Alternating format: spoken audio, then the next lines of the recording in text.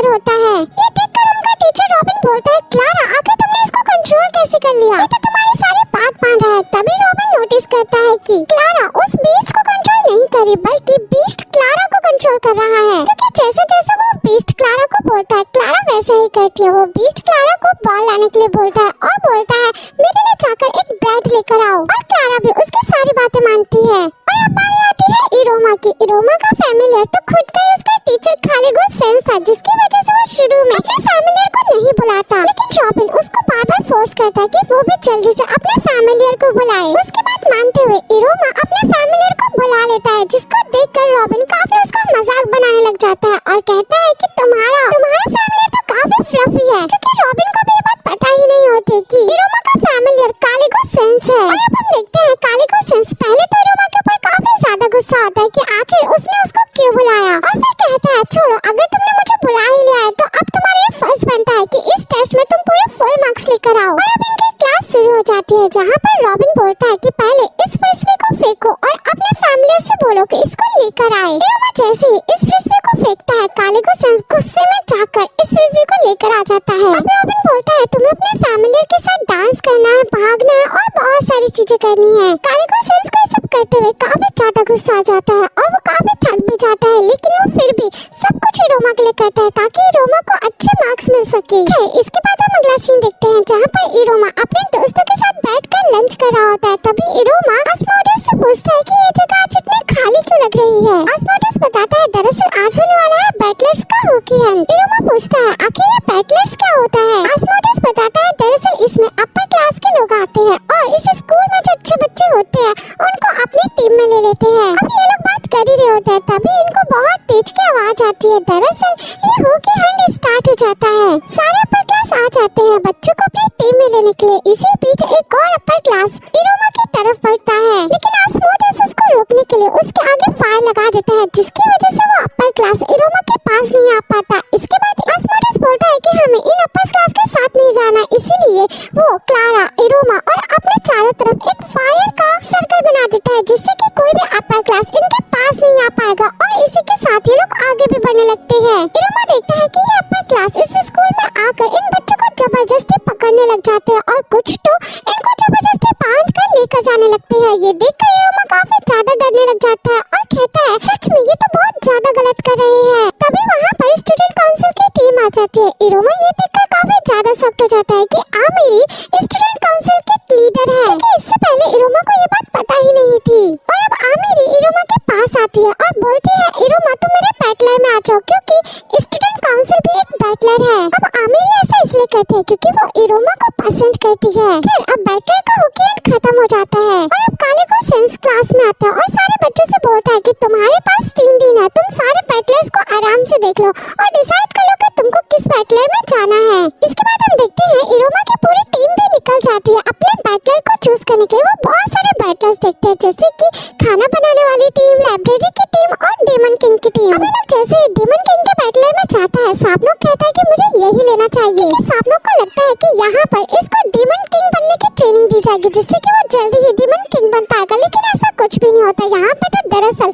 Daemon king के बारे में बताया जाता है कि वो कैसे होते हैं और उनके काम क्या क्या होते हैं। अब सापनोक वहाँ मौजूद बुक को पढ़ने लग जाता है। ये देखकर वो काफी ज्यादा हैरान हो जाता है कि यहाँ पर डेमन किंग के बारे में काफी ज्यादा नॉलेज है। वो कहता है कि मेरे लिए यही सही रहेगा। और अब हम इरोमा को देखते हैं। इरोमा को कुछ भी समझ नहीं आता कि वो किस बैटलर को चुने। तभी उसकी रिंग शाइन करने लग जाती है और किसी की तरफ खींचने लग जाती है। तभी इरोमा उड़ता हुआ उस इंसान के पास चले जाता है। वो भी बिल्कुल इरोमा की तरह ही होता है। वो इरोमा से बोलता है, अरे तुम्हारे पास तो ग्लिटनेस फीडर रिंग है। और फिर बताता है कि तुम मेरे पास खींचे इसलिए चले आए क्योंकि मेरे गले में जो पेंडेंट है वो भी सेम मटेरियल का बना है। और फिर वो इरोमा को बताता है कि दरअसल मैं भी तुम्हारे से अपर क्लास हूँ और मेरा भी एक बैटलर है, जहाँ पर मैं उन बच्चों को मैजिक सिखाता हूँ जो कि ज्यादा अच्छे से मैजिक नहीं कर पाते, ताकि वो इसे सीख कर अपने मैजिक को अच्छे से इम्प्रूव कर सके।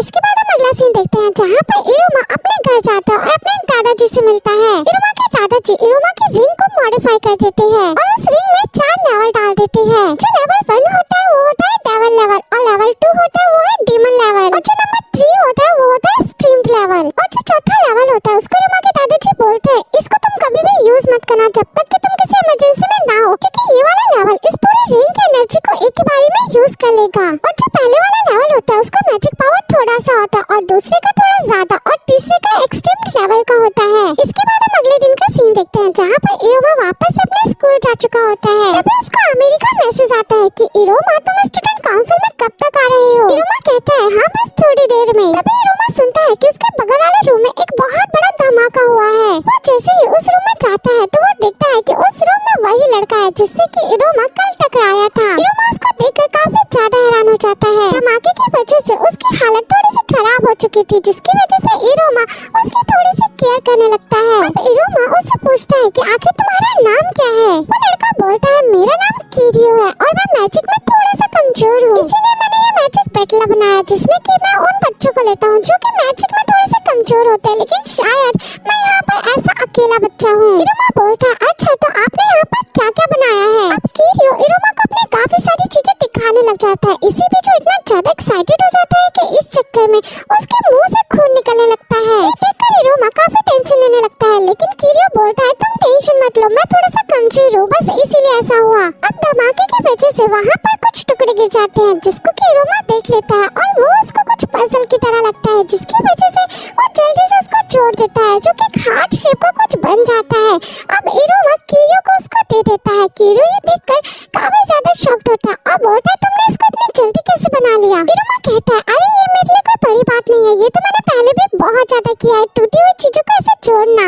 अब किरियो उस हार्ट को लेकर एक मशीन में डाल देता है और बोलता है कि इरोमा मैं तुमको दिखाता हूँ कि ये मशीन कैसे काम करती है। दरअसल मैं एक ऐसी मशीन बनाना चाहता हूँ जिससे कि उन बच्चों की हेल्प हो सके जो कि मैजिक अच्छे से नहीं कर सकते, ताकि इस मशीन से उन बच्चों को मैजिक मिल सके और वो भी बाकी बच्चों की तरह मैजिक अच्छे से कर पाए। ये सुनकर इरोमा को काफी ज्यादा अच्छा लगता है। इस वजह से वो आमिरी को मैसेज कर देता है कि आज वो वहाँ पर नहीं आ पाएगा। ये सुनकर आमिरी काफी ज्यादा दुखी हो जाते हैं क्योंकि आमिरी ने काफी सारी तैयारी कर रखी थी इरोमा के लिए। इसके बाद इरोमा किरियो से बोलता है क्या मैं तुम्हारा क्लब ज्वाइन कर सकता हूँ। किरियो कहता है हाँ क्यों नहीं। और अब इरोमा अपने दोस्तों से बोलता है कि उसने किरियो का क्लब ज्वाइन किया। ये सुनकर उसके दोस्त भी बोलते हैं कि ठीक है आपने जो क्लब ज्वाइन किया हम भी वही करेंगे। इसके बाद आसमोडियस और क्लारा भी जाकर किरियो का क्लब ज्वाइन कर देते हैं। ये देखकर किरियो काफी ज्यादा खुश हो जाता है। उसके क्लब को ज्वाइन करने के लिए भी काफी सारे लोग आने लगे हैं। इसके बाद हम अगला सीन देखते हैं जहाँ पर इरोमा आमिरी के पास जाता है। ये देखकर आमिरी काफी ज्यादा खुश हो जाती है। उसको लगता है कि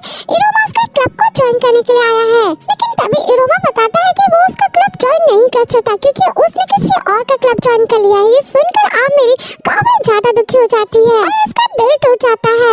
इसके बाद हम अगले दिन का सीन देखते हैं जहाँ पर ओपेरा इरोमा को बताता है कि आपके स्कूल में स्टूडेंट टीचर मीटिंग होने वाली है जहाँ पर आपके बैटलर में आपके पेरेंट्स आएंगे ये देखने के लिए कि आपका बैटलर कैसा है। इसे बैटलर पार्टी भी कहते हैं। इसके बाद हम अगला सीन देखते हैं जहाँ पर एक बहुत इंपॉर्टेंट मीटिंग हो रही होती है जिसका नाम द 13th डिनर होता है। दरअसल इस मीटिंग में 13 बहुत इंपॉर्टेंट और बहुत ही पावरफुल डीमन एक साथ बैठते हैं और ये लोग इस टॉपिक पर बात कर रहे होते हैं कि अगला डीमन किंग कौन बनना चाहिए, क्योंकि इस टाइम पर डीमन किंग की कुर्सी खाली है। और ये लोग 3 टॉप लोगों को चूज करते हैं जिनमें से एक सालेमान होता है यानी कि इरोमा के दादाजी। और ये तीनों ही ऊपर वाले फ्लोर पर बैठे होते हैं और ये लोग बात करते हैं कि किसका ग्रैंडसन सबसे ज्यादा क्यूट है। तभी इरोमा के दादाजी बोलते हैं ये देखो मेरे पास भी एक ग्रैंडसन है जो कि बहुत ज्यादा क्यूट है। तभी वो दोनों बोलते हैं तुम्हारा ग्रैंडसन कैसे हो सकता है, तुम्हारी तो शादी भी नहीं हुई है। बट तभी वो लोग इरोमा की फोटो देखते हैं। वो दोनों बोलते हैं कि सच में सालेमान तुम्हारा ग्रैंडचाइल्ड तो बहुत ज्यादा क्यूट है। तभी वो दोनों डिसाइड कर लेते हैं कि वो लोग इरोमा के दादाजी को डीमन वर्ल्ड का डीमन किंग बनाएंगे। लेकिन सालेमान कहता है कि नहीं मैं डीमन किंग अभी नहीं बनना चाहता क्योंकि मैं अपने ग्रैंडसन के साथ बहुत ज्यादा खुश हूँ, इसलिए मैं अभी के लिए सिर्फ 6 डीमन बनकर ही रहना चाहता हूँ। इसके बाद हम नेक्स्ट सीन देखते हैं जहाँ पर इरोमा के दादाजी के पास आमिरी के फादर आते हैं। दरअसल आमिरी के फादर एक पुलिसमैन होते हैं और इरोमा के दादाजी के ऊपर एक अरेस्ट वारंट लेकर आते हैं। वो बोलते हैं कि हमें खबर मिली है कि आप इलीगली ह्यूमन वर्ल्ड में गए थे, इसलिए आपको अब जेल जाना पड़ेगा। अब अगले सीन में इरोमा के दादाजी जेल तो चले जाते हैं लेकिन उनको कोई भी लॉकअप में बंद नहीं कर सकता, इसीलिए वो बस पुलिस स्टेशन में बैठे रहते हैं तब तक कि जब तक इसकी पूरी कार्यवाही नहीं हो जाती। और यहाँ पर सोचने वाली बात ये होती है कि इन पुलिस ऑफिसर्स को ये बात पता कैसे चली कि इरोमा के दादाजी ह्यूमन वर्ल्ड में गए थे।